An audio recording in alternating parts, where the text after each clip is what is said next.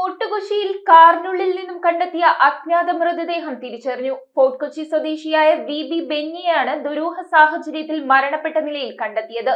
പോസ്റ്റ്മോർട്ടത്തിന് ശേഷം മൃതദേഹം സാന്റാക്രൂസ് കത്തീഡ്രൽ ബസിലിക്ക സെമിത്തേരിയിൽ സംസ്കരിച്ചു. ഫോർട്ട് കൊച്ചി ദ്രോണാചാര്യയ്ക്ക് സമീപം കാറിൽ കണ്ട അജ്ഞാത മൃതദേഹം വലിയ തൈക്കൽ വീട്ടിൽ ബിഷപ്പ് ഗാർഡനിൽ താമസിക്കുന്ന വി ബെന്നിയുടേതാണെന്ന് തിരിച്ചറിഞ്ഞു. മൃതദേഹത്തിന് 4 ദിവസത്തെ പഴക്കമുള്ളതിനാൽ പോസ്റ്റ്മോർട്ടത്തിന് ശേഷമാണ് സംസ്കാര ചടങ്ങുകൾ നടത്തിയത്.